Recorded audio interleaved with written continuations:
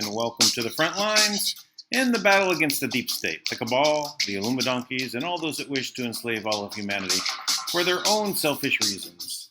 Well, we had a California Assembly meeting on the Capitol's front steps, I guess, in Sacramento, California. It was a great success, great to be there. We had in our assembly group, we have 52 members. We had I don't know what the actual tally is of how many people showed there, but I would guess it was about maybe 20 people, maybe 15. I didn't get a good shot of the whole thing, but we were simulcasting it on through Zoom and onto this channel. So it is there. You can go take a look at it and see how the meeting was conducted. Sandra was the one that led it, and I can see that this is a great start. We've had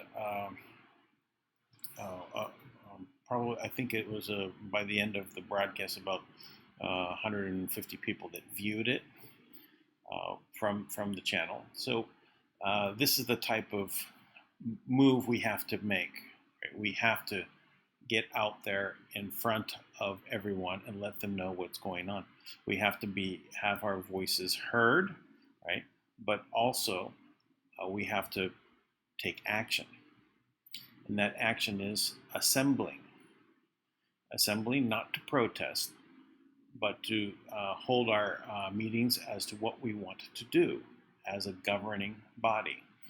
This is how the system is to function under the Constitution. The right to assemble is not the right to protest. It is the right to assemble a government. And the reason that it's set up that way is in case the government that everyone is seen as a government today is outside the bounds of the Constitution and is not being lawful. They are being legal, which is statutes and all this other maritime law stuff that has nothing to do with the Constitution. But they keep acting as though they own the government. But they are, the de facto government. You probably have heard that in the past, but that actually means not the true government. Look up what de facto means.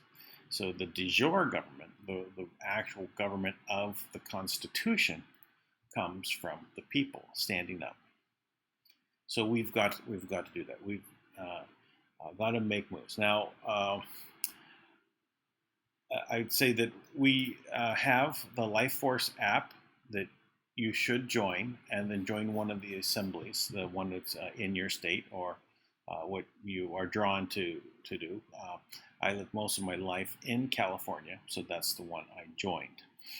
This is a movement of the people, so we've got to take that position.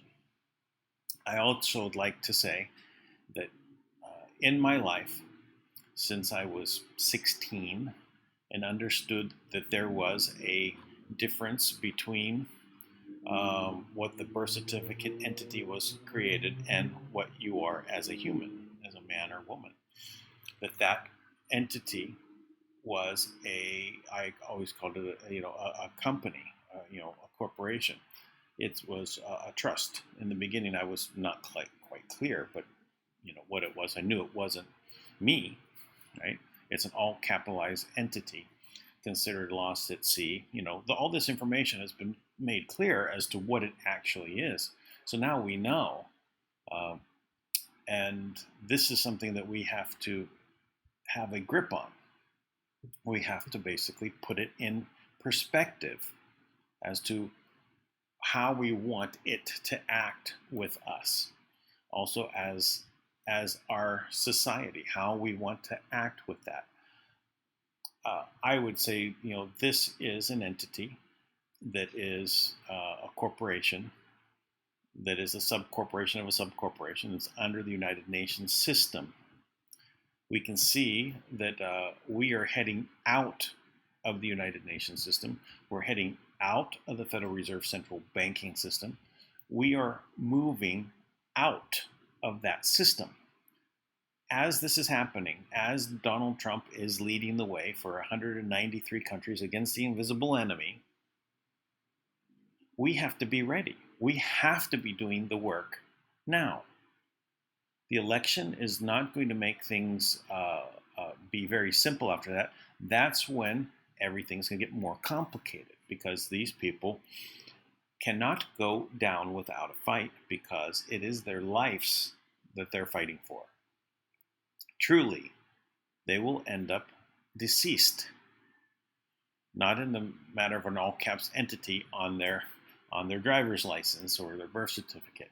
No, they will be chased down for all the horrible things that they've done. And to our children, we'll just stick it right there, because that's going to be the rallying cry. That is what people are going to come together on. But we need to take steps. Please also know that that entity, USA Inc., all the subcorporations, that's all the states, all the subcorporations under that, that's the counties, all the subcorporations underneath, that's the cities. All of those are one system that acts by way of legal statutes. It's basically the operating environment of a corporation. That's what we're dealing with. They come up with, a manager comes up with a plan, right? They implement it by changing the policies of that business, and that's what we're really dealing with. Now, we could say that there is a reason, to have them there for the moment, but in the capacity as they sit there as a representative of this corporate entity. Let's say, as simple as we have that corporation build roads for us between states. That's its only job. There could be others jobs. I'm just saying, just for perspective, think of it as a corporation that's hired to do a certain job. But those people in the positions of representatives and senators and that, there needs to be the real republic positions, seats filled. How do we do that?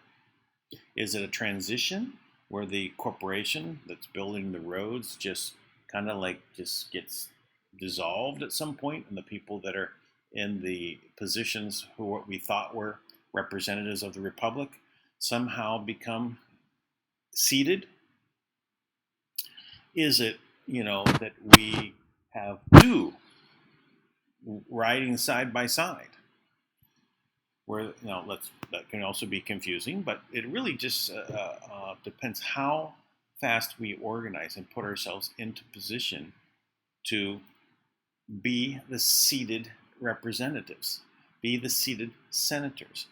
Under the original Constitution, senators are appointed by the governors of states, for the most part. I think there's a few states that do it a little bit differently. The idea of electing senators was not how it was designed. The reason for this is that the state government is, for all intensive purposes, its own country, with kind of delegating to the federal government, the union, you might say the international interactions that this union would take place. So all of the state governments would basically use the federal government to interact with other foreign countries. It would host the army, the military. It would be in charge of dealing with trade.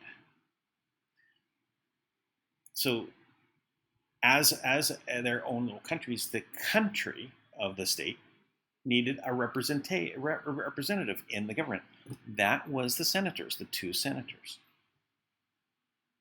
So there was also the representatives, but that was of the people, and was based upon 50,000 people per territory. So once you had 50,000 people, you could draw a circle around them and say, okay, here we go. You need a representative in the government. So that would lead to a much bigger Congress than we have right now. It would be in the thousands. I forget what it was, probably over 5,000 people. So we figured, 350 million people. How many representatives divided by 50,000? That's how many we would have. So we can, move forward and develop this, side by side, or some way of transitioning, right? So I'm not exactly sure which the best ways to do this is, but we do have to have a seat at the table to express this, right? Because we need to inform everybody of what's been going on, and the way we do that is by assembly. We have this interaction of the assemblies that are by the state assembly, by the county assemblies, by the city assemblies. This is the de jure government of the republic. And as we are organized, and as we are taking steps, as we continue, and we hold the corporation that's building the roads accountable for the things that they're doing. When they're acting against the Constitution, we go, stop that. You can't do that. Sorry, stop. You want to inject my baby with what? What? Are you crazy? No, that's not. You're not supposed to be doing that. Get out of here. So you have some corporation called the CDC that is made to say that they have a bunch of people that want to create and patent diseases and then inflict them on the population and then make money off of the vaccines. No, don't want that. Stop it already. Okay, so you get the picture, right? We need to basically take these steps now, right, to make this happen. All right. So we're gonna go over a couple of things here. This is going to be a relatively short show. It's already 20 minutes in, but what I want to discuss is something that is kind of a continuation of what we were doing the other day with the fires in California, but really about the fires that are taking place everywhere in the country. We showed a map that was showing all the Black Lives Matter and Antifa violence across the country and how it is everywhere in the whole country. A bit strange, right? How is that actually possible, right? If it's just a spontaneous thing that happened with George Floyd, how is that actually possible that it spread so efficiently across the whole country? And it's really, though there's a lot of instances of it, it is actually very few people. So that being said, we look at the fires in California. Yesterday we were going over the dew laser, and we can see evidence of it being fired. There was evidence from back in February and March when this was going off and these fires were going on and destroying buildings and leaving all of the plants alone, right? But the buildings go up. Very odd situation, right? So we discussed yesterday how this is really a plan to evict everyone from California. All the occupants leave, right? First in the rural areas, get out of there, go to the cities. Well, I don't want to go to the city. Look what's going on there. 60,000 homeless here, and just terrible conditions in the streets and crime and then rioting. So leave the state, right? But this is going on everywhere. So let me pull up something here. Oh, well, just this is while it's up. This is a picture my friend Daniel, who is an artist, sent me, and this is actually made by way of crayons, melting crayons. Very beautiful. So put that down there. Not that one. This one. This is a map of fires that are happening now. These are smart fires, very smart fires.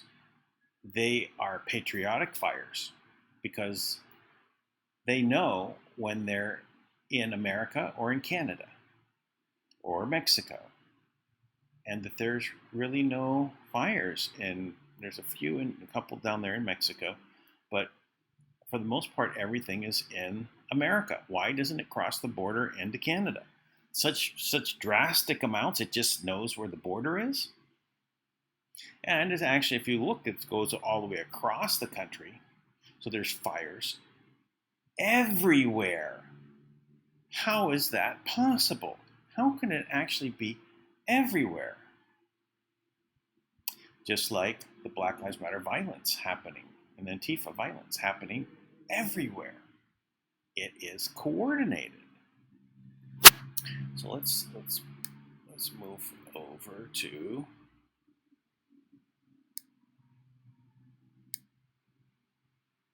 here for a moment, and we're going to look at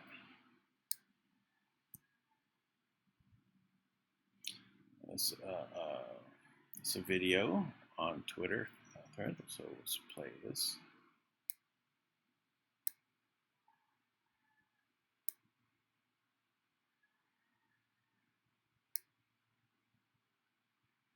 For those of you who don't think, hey everybody, so went down to Malala and going to Canby next to pick up some horses, take them up to Saddle Club, to Clark County Saddle Club. For everybody who is saying that it's just speculation that people are setting fires intentionally, I just want to say, yeah, we were just told by Clackamas County Sheriff's Office that they are arresting people right up there, walking around with ARs and stuff, arresting these people who were intentionally setting fires. So, for those of you who don't think people are intentionally setting fires, you are wrong. There we go. Hey, everybody. So yes, they are intentionally setting fires. So this is something that we have to really, have people when they come up to you and you start talking with them about the fires. You have to let them know that these are intentionally being set across the whole country, all at this time, and that it's an emergency, right? Because these people, where all the violence is taking place, are conducting fires. This is causing chaos. It's also overwhelming the fire department. Right? They can only take so much, right? Working ongoing. It's very, very easy to start a fire, right? Molotov cocktail, light the fire, throw it, and leave. Putting it out, a lot of work. Get tired. Firemen will actually get hurt and die from doing this, right? And this is nationwide, as that map was showing. This is their next step. They are burning the country. Remember, they said burn it all down. It wasn't just talk. That's what they're doing. So can this continue all the way to the election? Or does Trump have to take action ahead of time?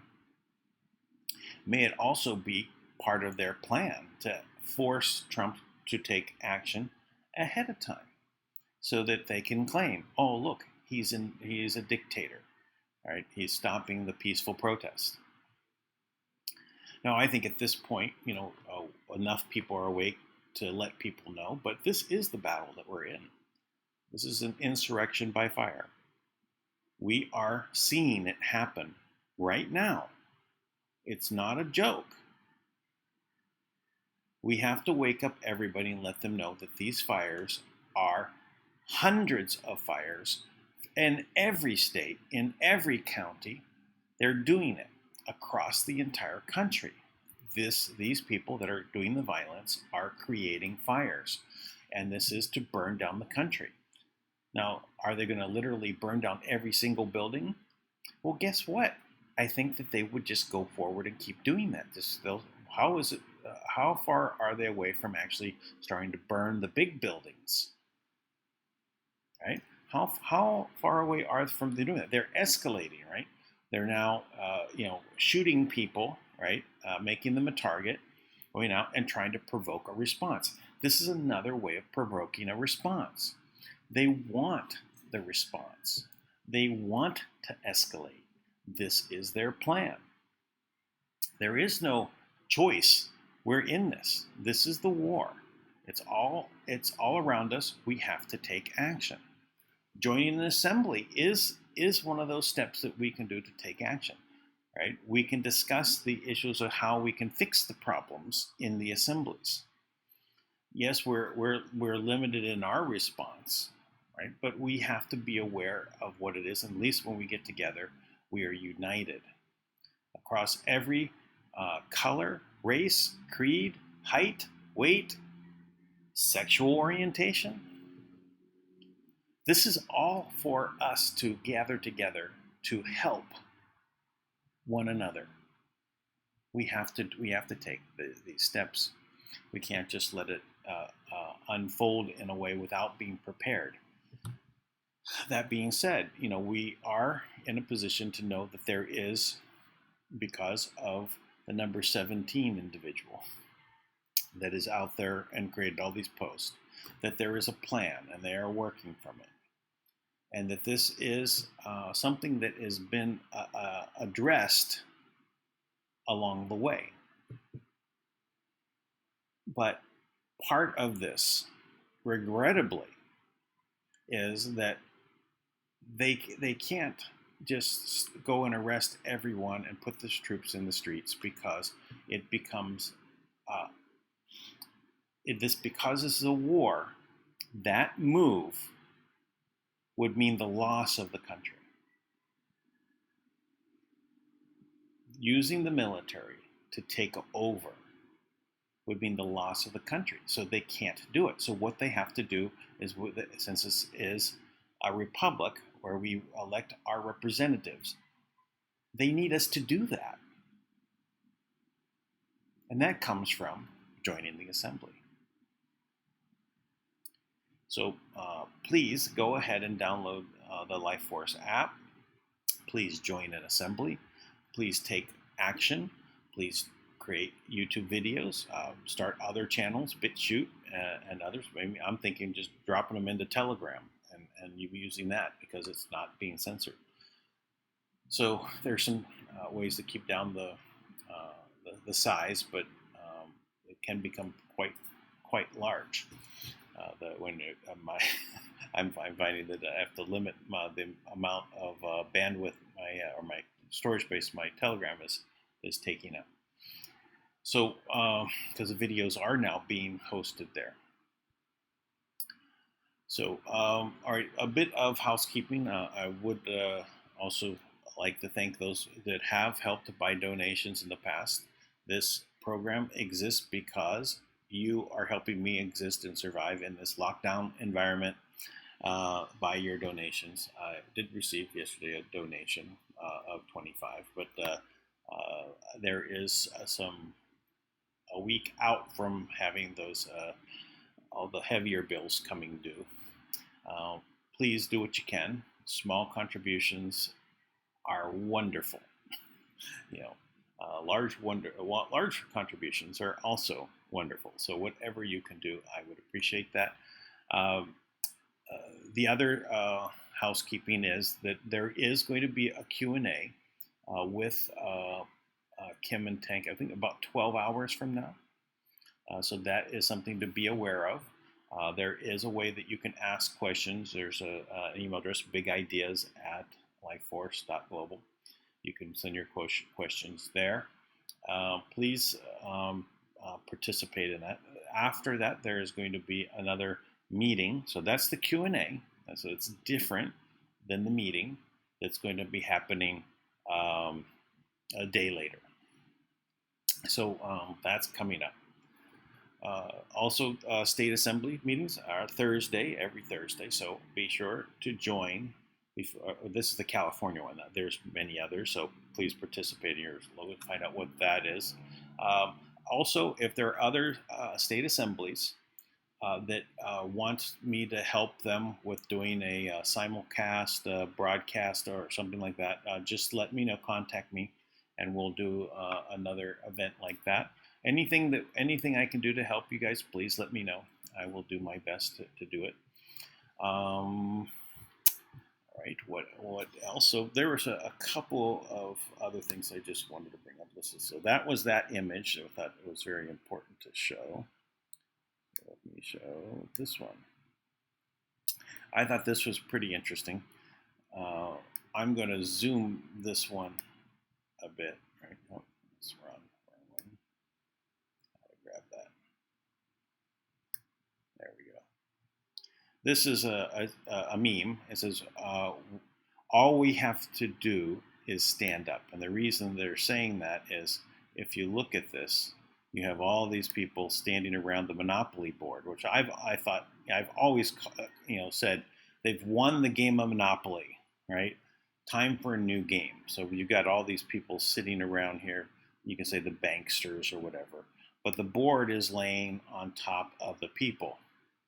So all we've got to do is stand up, and their little game is over. And that's what we're talking about doing, assembling. So, all right, I wanted to turn that off for a moment. So this is came in the Telegram group. So please join the Telegram group. More awesome content is coming in there. But I wanted to show you this little 9/11 conspiracy analyzer.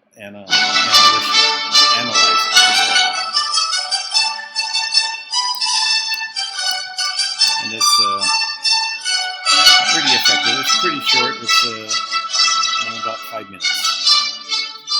On the morning of September 11th, 2001, 19 men armed with box cutters, directed by a man on dialysis in a cave fortress halfway around the world, using a satellite phone and a laptop, directed the most sophisticated penetration of the most heavily defended airspace in the world, overpowering the passengers and the military combat-trained pilots on 4 commercial aircraft before flying those planes wildly off course for over an hour without being molested by a single fighter interceptor.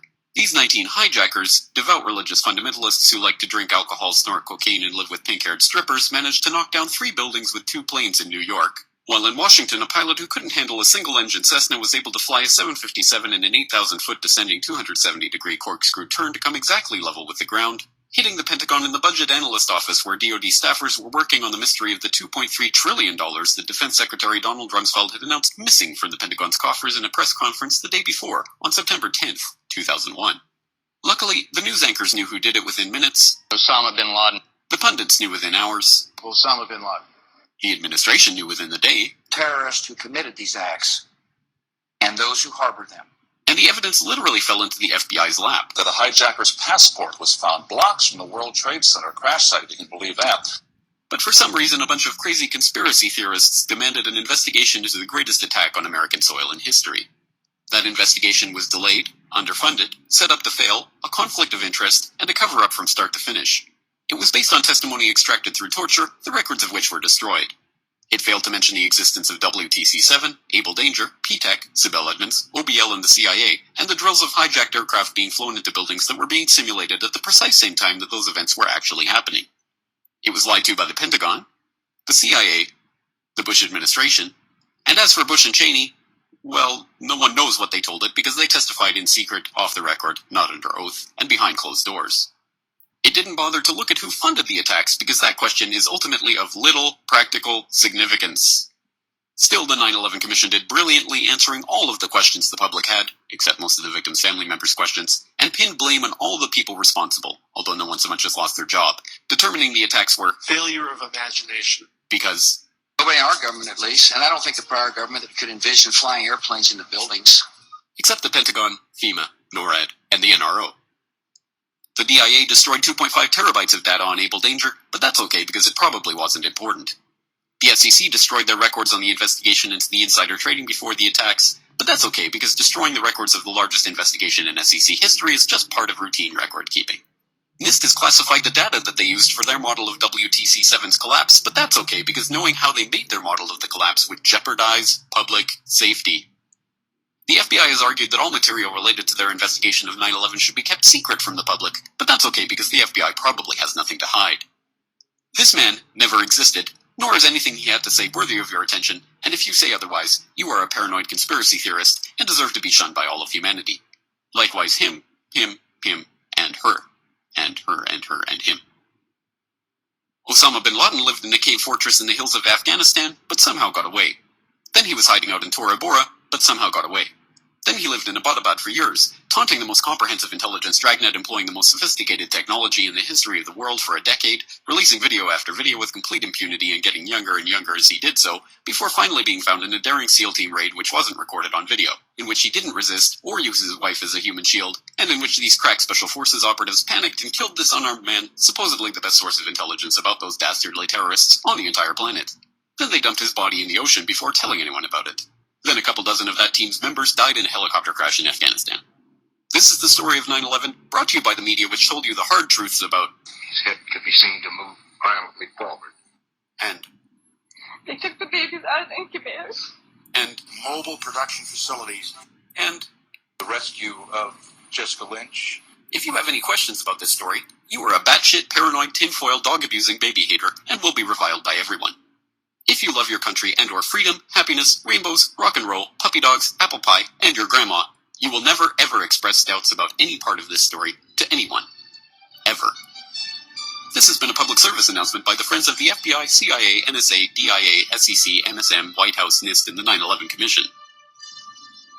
Because ignorance is strength. There we go. All right. Okay, well, I guess we're going to go check and see if we have any questions in the live streaming room. See how things are going there. 13 viewers at the moment, and that's it for questions. That's okay. We can now go to the wrap up phase here.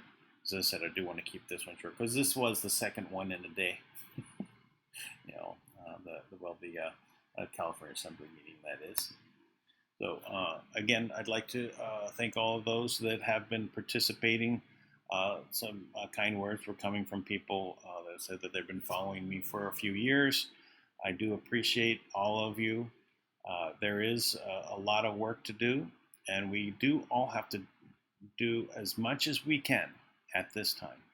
And I'm going to ask you, share the video. I know you've done it before. Share it now. At least do the California Assembly one. Share that one. It's just the last video before this. Also make likes and positive comments. That also affects things. Though we are under this banning done by Shadows, that we are able to still reach people if we all make an effort. So we've got hundreds of people every day that see these videos. If everyone makes an effort to go ahead and share, ask others to go ahead and share the video that you're sharing, we'll see if we can make a push. That being said, you know, we also have to do our part to join in with the assemblies. Again, do what you can there. And I guess for now, that is it. Thank you for your attention, and I will see you tomorrow.